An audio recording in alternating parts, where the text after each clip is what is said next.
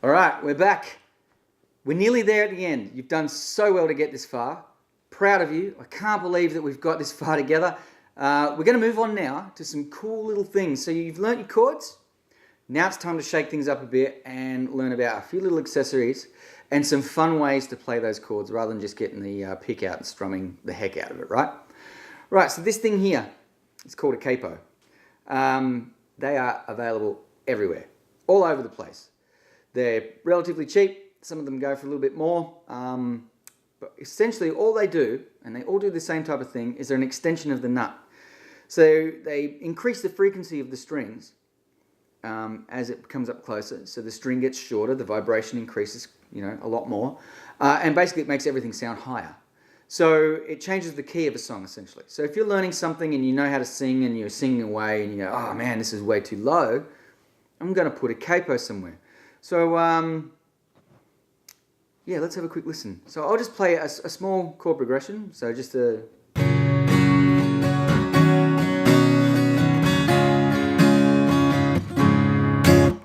Right? We put the capo on the 5th fret. It's the same as when you're putting on your fingers. You need it to be just below the fret, like behind the fret. You don't want it too close because it'll sound all muffled like this. Bad. You want it to sound nice and smooth and crisp. Cool? So that same chord progression.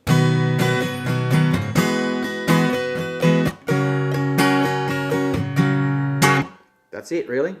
Same chord progression.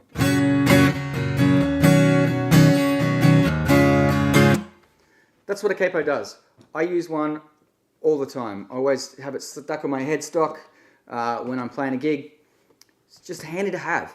Really cool piece of kit. Have fun with it. So when you're playing your chords and you're doing some practice, chuck a capo on somewhere. It just changes the sound of everything. It's heaps of fun to play with.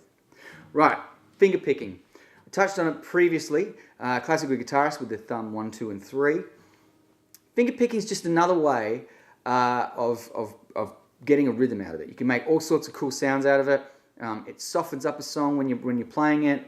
Some songs actually call for it. The Beatles sort of they have a lot of finger picking songs. The More Than Words by Extreme is finger picked. You name it. There's hundreds of them all over the place, and it gets some cool percussion sounds out of it too. So you're not always strumming. You're not just picking one string at a time, and it's amazingly.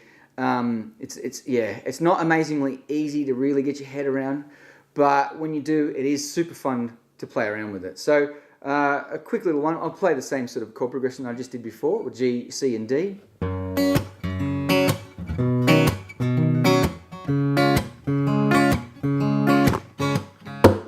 And you can add those cool little percussive noises. Some people play with their fingers only and just do that. I don't know how to do that. I'm no good at that. But another way to do it is just nice and gently. In your own rhythm.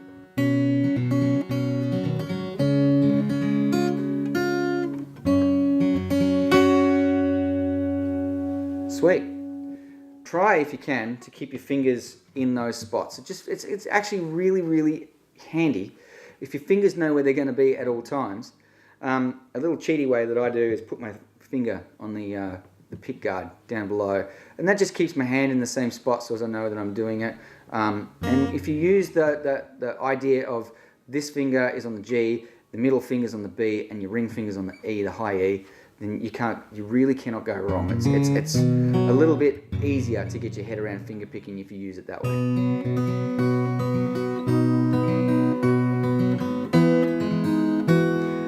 Also a fun thing to do when you're finger picking is use your little pinky finger to add extra bits and pieces. Right, moving forward. So another technique that we can do is called the hammer-on and the pull-off. Now the hammer-on and the pull-off kind of sound, it explains exactly what you're doing. With a hammer-on, it's really good for leads, or solos. It's also really good for intros if you want to do some finger picking stuff and adding some extra interest to it. So with a hammer-on, it is literally you hammer your finger onto the next fret, or whatever fret you want to do. In Tears in Heaven, they have it's pretty good. So the hammer-on, so you're hammering that that finger onto that string. And you can do that all over the place. And a pull-off, hammer-ons can be really hard on your fingers. Pull-offs are a little bit easier. The pull-off is exactly what that is. You're pulling the finger off whatever fret it is that you are playing to the next one, or wherever it is you want to go to.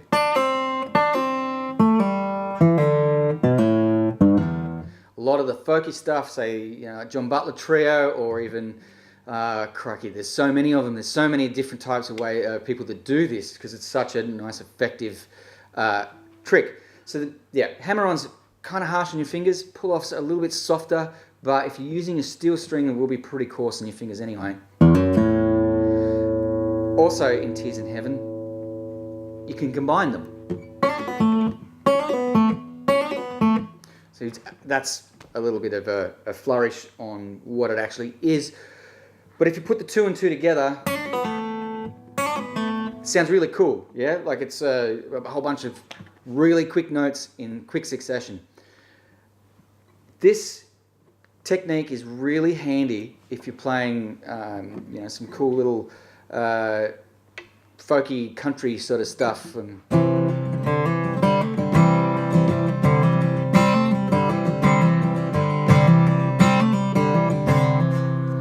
sounds awesome. Just adds that whole different dimension to whatever you're playing. And there's some songs that really call for it, and there's others that not so much. If you start writing your own tracks, this is a really good thing to have in your back pocket because it just adds interest to the chords that you're playing. So yeah, practice that if you want. If you can do it on one fret, especially if you're doing it down the first position frets, getting up the top here is a lot easier. There's a lot less tension up here on the 12th and so on and so forth. But just have a go, see how it works for you. Another technique to stick in the toolbox. Enjoy it. But be wary that it can be pretty heavy on your fingers. So anyway, up to you. Have fun. As far as a trill goes, the hammer-on pull-off.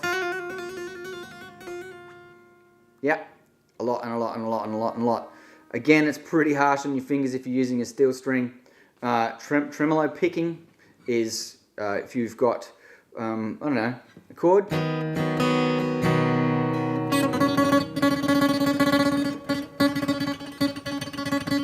And you add something dumb in there like that. I don't know why you'd want to do that, but that's a tremolo pick if you see that.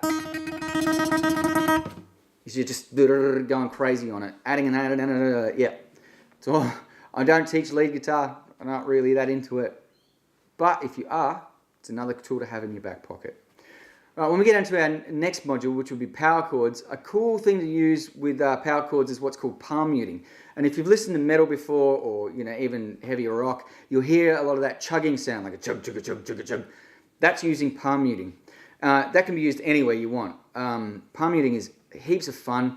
If you've got some sort of a quiet part of a song, it's good to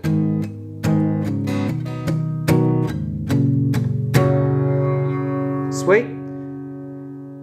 It's great for that, and it does that, and the only way you can do that is you put your palm, or the side of your palm, right up almost on the, directly on the saddle. If you've got pins in your guitar, I rest my palm right up against the pins. It's almost the perfect spot for it. As opposed to, so it's just muting those strings a little bit.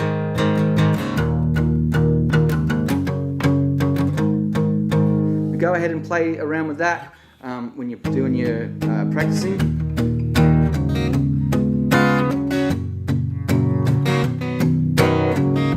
Sweet. So that's a whole bunch of different techniques that you can use. Great, awesome techniques to have in your arsenal. And when you start getting together a set list of songs that you want to play around with all these things to add a little bit of interest. It's cool, it's fun. And I'm here to try and show you all the cool tricks that I know so you're having more fun. Right, that's that. Let's move on to power chords and the next module. Here we go.